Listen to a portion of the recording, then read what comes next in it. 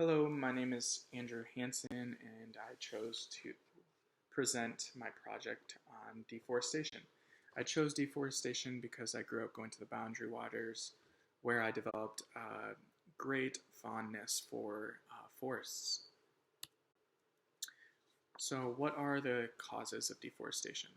Farming and grazing of livestock, mining, and drilling equate to about half of deforestation. Lesser but still substantial, urbanization and wildfires account for about 20% of the deforestation. Often, the resources harvested from forests go to making palm oil, which is used in anything from shampoo to salting crackers. Soy plantations and other farming are among the chief motivations for clearing. Forests cover about 30% of the world today. However, that number has been increasing precipitously in the last 50 years. 17% of the forest canopy of the world has been cut down, nearly one-fifth. Since the 1990s alone, about 420 hectares of forest has been cleared, which is close to about a billion acres. Lastly, in 2020, in the year that brought COVID-19, deforestation rose by 21%, which accounted for a loss of the size of Israel. Why is deforestation a threat? There is many reasons to see deforestation as a threat. First, millions depend on forests for food, water, and income. Chief among the world's most disaffected people harmed by deforestation is the rural poor. Biodiversity is negatively impacted as 80% of the plants and animals on Earth rely on the forest for many reasons. Deforestation threatens animals such as tigers, orangutans, and many species of birds. With decreased tree canopy, animals and plants are exposed to more extreme weather conditions due to more of the sun's rays pierce into the floor below and retain in the heat by night. This can be very damaging for species that rely on the forest for shelter. The line between humans and animals has become more blurred as urbanization continues. As a result, zoonotic diseases become more prevalent as deforestation becomes a root cause of human interactions with other species passing illnesses. One example is the Ebola outbreak in West Africa. It is understood that Ebola's rise occurred because children were playing near trees where fruit bats were resting. Ebola was then transmitted to the children, resulting in 11,000 deaths. Scientists believe that there could be over 1.5 million undiscovered diseases residing in mammals and birds that call the forest home, over 800,000 of which could have the ability to infect humans.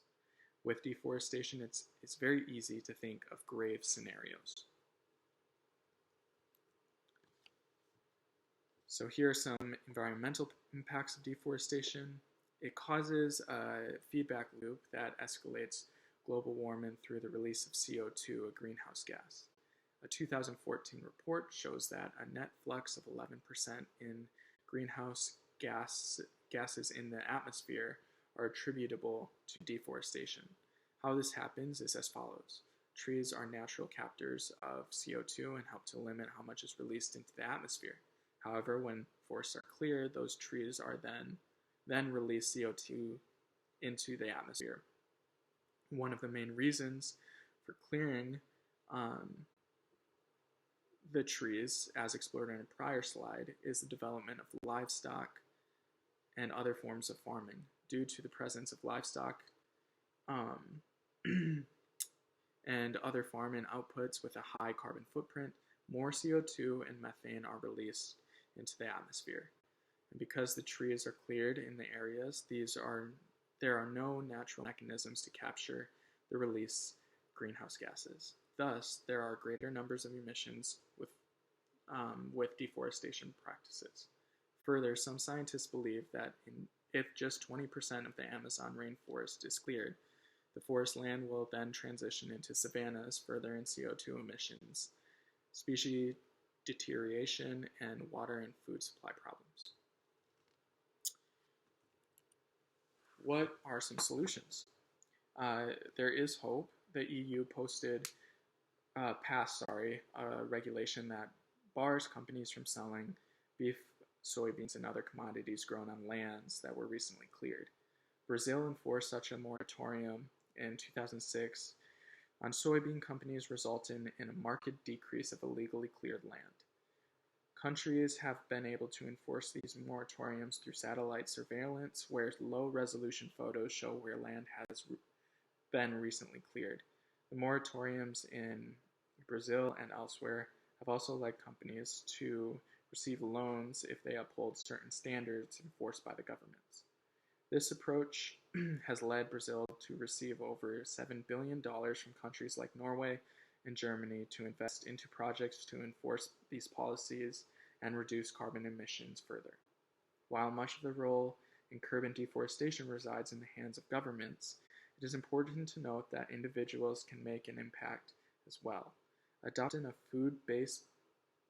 plant-based diet, or just limited meat, can have a larger impact on the environment than one might imagine. According to a new study out from the University of Oxford, individuals who ate a plant-based diet account for 75% less of greenhouse gas emissions than those who eat meat regularly. Additionally, vegan diets result in 75% less land used, 54% less water, and 66% less, 56% less biodiversity loss. Merging large-scale government enforcement with individual action can have a great impact. That's my presentation, and here are my sources.